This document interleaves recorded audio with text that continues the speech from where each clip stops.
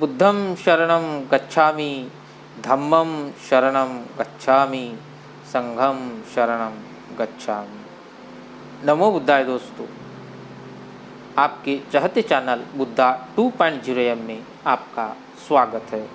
दोस्तों, आज हम उस महान भिक्खु के बारे में जानेंगे जो बुद्ध धम्म के छठे भिक्खु बने।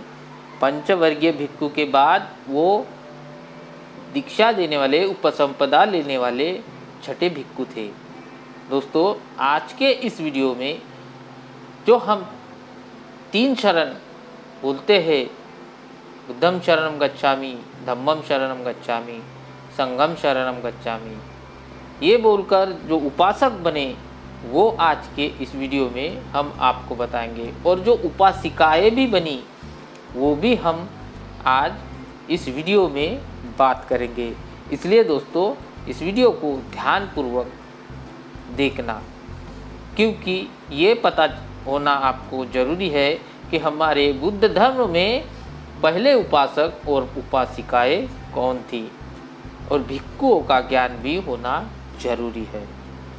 क्योंकि हमें पता रहेगा तो हम आगे बात कर सकते हैं। तो दोस्तों, भगवान के धर्म में प्रविष्ट होने वाले पंचवर्गीय भिक्षु की उपसंपदा के कुछ दिन पश्चात ही श्रेष्ठीपुत्र तथागत के पास प्रवजित हुए। यश कुमार के पिता बनारस के बहुत धनाढ्य एवं प्रभावशाली गृहपति थे। इस प्रकार के संपन्न परिवार में किसी भी एकलौते बेटे को किसी भी वस्तु की कोई कमी नहीं हो सकती। उस समय की समाज व्यवस्था के मुताबिक उनके पास हर प्रकार के सुख भोगने के साधन उपस्थित थे। लगता है उस युग में जिसके पास जितना अधिक धन हो और जितनी अधिक स्त्रियां हो, वह समाज में उतना ही प्रतिष्ठित व्यक्ति माना जाता था। उनके अनुसार कुमार के पिता के परिवार में इसकी कमी नहीं थी। यश कुमार का विवाह हो चुका था।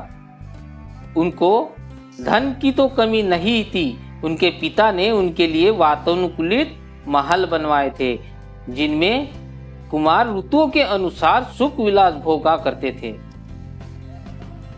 दोस्तों, एक धनी परिवार के लिए यह कोई असाधारण बात नहीं थी, न किसी युग में रही है।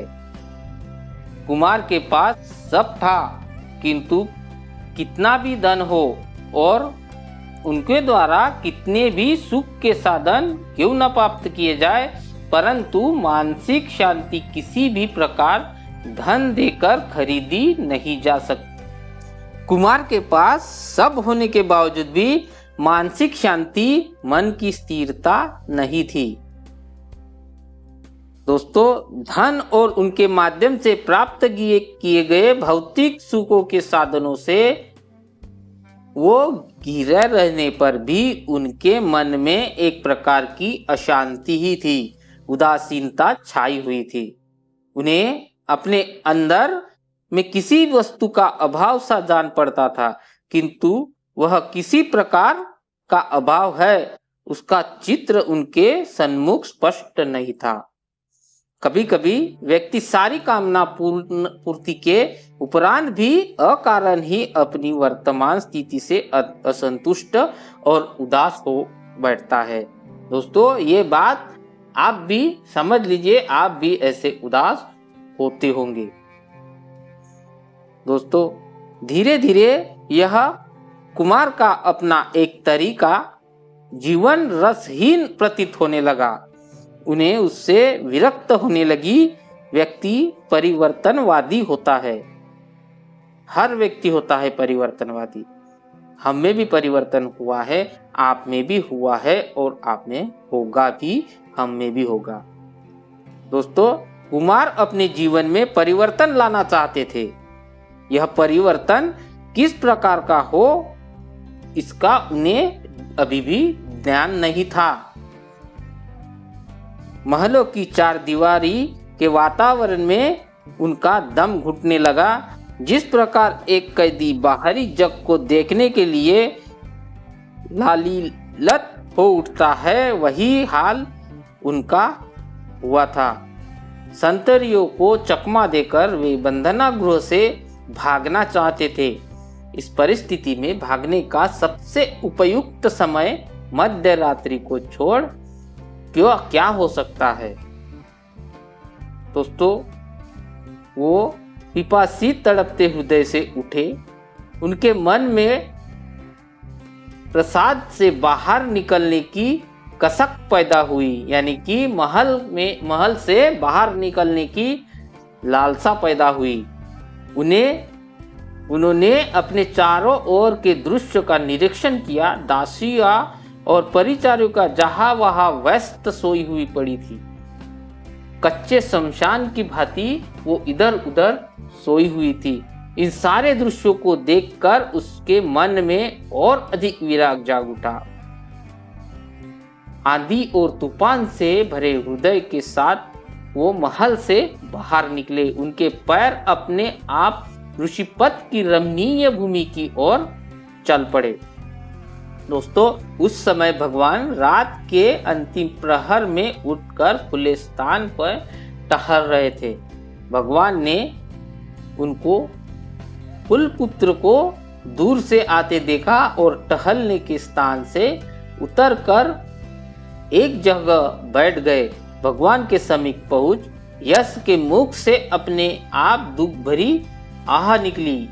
वो कहने लगे, हाय संतप, हाय बहुत पीड़ा हो रही है।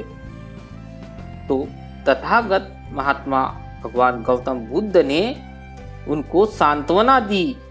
यह संतप्ता नहीं है, यह पीड़ा नहीं है। यहाँ आओ और सुखपूर्वक बैठ जाओ।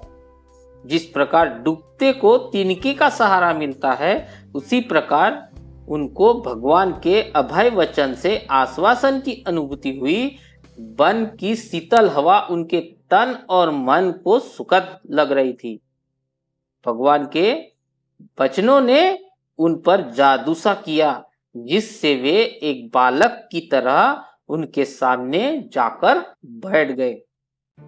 जिस प्रकार कृषक खेत में बीज बोता है और उससे पहले पूर्व भूमि में हल जोतकर जिसे बीज बोने योग्य बनाता है, उसी प्रकार भगवान ने उनको स्थिर करने के लिए अनेक तरह की कथाओं द्वारा उपदेश दिया।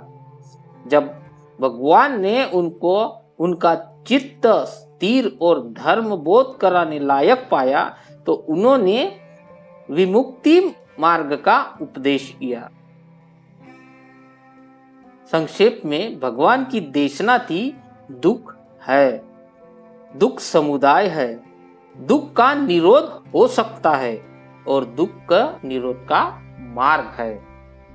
दोस्तों, जैसे कालिमा सहित शुद्ध वस्त्र अच्छी तरह रंग पकड़ता है, उसी प्रकार भगवान का उपदेश सुनकर कुमार को उसी आसन पर बोध हुआ जो कुछ समुदाय धर्म है, वह निरोध धर्म है। उन्हें निर्मल धर्म चक्षु उत्पन्न हुई। दोस्तों, इधर प्राप्त होते ही उनके प्रसादों में उनको नहीं पाया गया, तो उनकी पत्नी व्याकुल हृदय से अपनी सास को खबर दी। यश की माता ने अपनी पति श्रेष्ठी के पास चली गई और बोली, गृहपति, तुम्हारा पुत्र यश नहीं दिखाई दे रहा था। तो श्रेष्ठी ने पुत्र की खोज करने के लिए कोई गुंजाइश नहीं रहने दी। उनके नौकर चाकर चारों ओर दौड़ पड़े और स्वयं श्रेष्ठी ऋषिपथ मृगदाय की ओर चले गए। रास्ते में श्रेष्ठी ने अपने पुत्र के सुनहरे जूते के निशान देखे और उनके पदचिन्ह को देखकर ही वो पीछे पीछे चले गए, क्योंकि उन्हें लगता था कि ये मेरे बेटे के ही पदचिन्ह है और मेरा बेटा इस तरफ गया है। तो भगवान सृष्टि को आते देख वो समझ गए भगवान ने यश को अदृश्यमान कर दिया, जिसे सृष्टि नहीं देख सकता। तो सृष्टि वहां पर महात्मा गौतम बुद्ध के पास पहुंचे तो बुद्ध से कहा, भंते, क्या भगवान ने यह यश कुलपुत्र को देखा है? तो गृहपति, बैठो, यही बैठे हुए यहाँ बैठे यश कुलपुत्र को तुम देख सकोगे, भगवान ने उत्तर दिया था। तब भगवान का वचन सुनकर सृष्टि प्रसन्न हुए। इसके अतिरिक्त एक पिता को अधिक सुख किस बात का हो सकता है? सृष्टि ने भगवान को अभिवादन किया और एक ओर जाकर बैठ गए। भगवान ने कई प्रकार से सृष्टि को उपदेश दिया। भगवान द्वारा उपदिष्ट धर्म को समझने में वे समर्थ हुए। उनके मानस में एक नया प्रकार सा हुआ, नई ज्योति प्रज्वलित हुई। सृष्टि के मुख से यह उद्गार निकले, आचार्य बनते, आचार्य बनते। जैसे औदे को सीधा कर दे, ढके को उघाड़ दे, भूले को रास्ता बतला दे, अंधकार में तेल का प्रदीप रख दे। जिसमें आग वाले रूप देखे, ऐसे ही भगवान ने अनेक प्रकार से धर्म को प्रकाशित किया। मैं भगवान की शरण में जाता हूँ, मैं धर्म की शरण जाता हूँ और मैं संग की शरण जाता हूँ। आज से भगवान मुझे साजली शरणागत उपासक ग्रहण करे। यही यश के पिता सृष्टि सर्वप्रथम 3 शरणों से प्रथम उपासक हुए।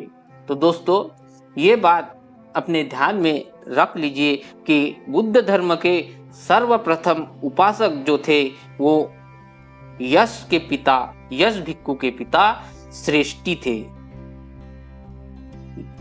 दोस्तों, जब भगवान यश के पिता को उपदेश दे रहे थे, तब सुने और जात के अनुसार गंभीर चिंतन करते यश का चित्त अलिप्त हो दोष से मुक्त हो गया। इस बात को जानकर भगवान ने सोचा कि अब यश गृहस्थ बनकर पुनर्काम भोग करने योग्य नहीं है। भगवान ने यश को दृश्यमान कर दिया और पिता से उसको मिला दिया। पुत्र को देखकर पिता ने कहा, पुत्र यश, तेरी माँ रोती पिटती हुई विलाप कर रही है, माता को जीवन दान दे दे पुत्र, माता को जीवन दान दे दे। यश ने भगवान की ओर देखा। भगवान ने सृष्टि को संबोधित किया, गृहपति, क्या समझते हो तुम? जैसे तुमने ज्ञान का साक्षात्कार से धर्म को देखा, वैसे ही यश ने भी देखा है और उसने जाना है कि अनुसार प्रत्यवेक्षण करके उसका चित्त अलिप्त हो आसो से मुक्त हो गया है। अब क्या वह पूर्ववत काम भोग करने योग्य है? ये समझ सकते हो? तो सृष्टि ने भगवान का आदेश मानना पड़ा। अंत में सृष्टि ने यश को साथ लेकर अगले दिन भगवान को भोजन के लिए अपने घर में निमंत्रण दिया। भगवान ने मौन भाव से उसे स्वीकार कर दिया। पिता के चले जाने के पश्चात यश ने भगवान से प्रवज्जा और उपसंपदा की प्रार्थना की। भंते, भगवान के पास मुझे प्रवज्जा मिले, उपसंपदा मिले। तब भगवान ने बोला, आओ भिक्खु। कहकर भगवान ने यश को प्रवज्जा एवं उपसंपदा दी। यही आयुष्मान यश की दीक्षा हुई। वे भगवान के छठे शिष्य और लोक में 7वें अरहंत हुए। दोस्तों, ये भी बात ध्यान में रखिए कि बुद्ध धर्म के 7वें अरहंत आयुष्मान यश है। दूसरे दिन भगवान पात्र जीवर लेकर यश की अनुगामी बने भोजनार्थ सृष्टि गृह पहुंचे, यानी कि सृष्टि के घर यश को लेकर महात्मा तथागत गौतम बुद्ध पहुंचे। वहां आसन पर बैठने के बाद यश की माता और पूर्व पत्नी आकर भगवान को अभिवादन किया। भोजन करने के बाद भगवान ने उन्हें धर्म उपदेश दिया। सब ने भगवान के धर्म को समझा। यश की माता और पूर्व भार्या त्रिशरण ग्रहण कर कर बुद्ध उपासिकाएं बनी। ये बात ध्यान में रखिए दोस्तों कि प्रथम उपासिका बुद्ध धर्म की कौन है? आयुष्मान यश की माता और उनकी पत्नी। वे ही सर्वप्रथम 3 शरणों से हुई उपासिकाएं है। ये भी आप ध्यान में रखिए दोस्तों। यश के चारों मित्र, अब आती है उनके मित्रों की बारी। विमल, सुबा, पूर्णजीत और गवापति, ये उनके 4 मित्र। उसने अपने मित्र यश की गृह त्याग की कथा सुनी थी और उन्होंने आपस में एक सलाह की। जिस धर्म विनय में मित्र यश प्रवज्जित हुआ है वह साधारण नहीं हो सकता। क्या हम भी क्यों न चलकर उसे देख ले, उसे जांच ले, उसे परख ले। उस धर्म को परखे, उसको जांच लेंगे और उसको, उन धर्म को हम समझ लेंगे। चारों मित्र आयुष्मान यश के पास पहुंचे। उन्होंने यश को आदर पूर्वक प्रणाम किया। यश उन मित्रों को भगवान के पास ले गए। भगवान को अभिवादन कर एक ओर बैठ गए। यश ने भगवान को अपने मित्रों का परिचय दिया और कहा, भंते, ये मेरे 4 गुही मित्र वाराणसी के श्रेष्ठी अनुश्रेष्ठी कुल के लड़के हैं। भगवान उन्हें उपदेश कीजिए। भगवान ने चारों को उपदेश दिया। देशना के प्रश्नार्थ उन्होंने भगवान से प्रवज्जा और उपसंपदा की याचना की है। भगवान ने उन्हें दीक्षा दी। आओ भिक्खो, धर्म सुआख्यात है। अच्छी तरह दुख के क्षय के लिए ब्रह्मचर्य का पालन करो। यही उन चारों की भिक्खु दीक्षा हुई। इस प्रकार यश के दूर के रिश्तेदारों के 50 पुत्र ने भी उनकी बात सुनकर गृह त्याग किया था। इसका श्रेय यश को ही मिला, क्योंकि उन्हीं के कारण उन सब ने गृह त्याग किया।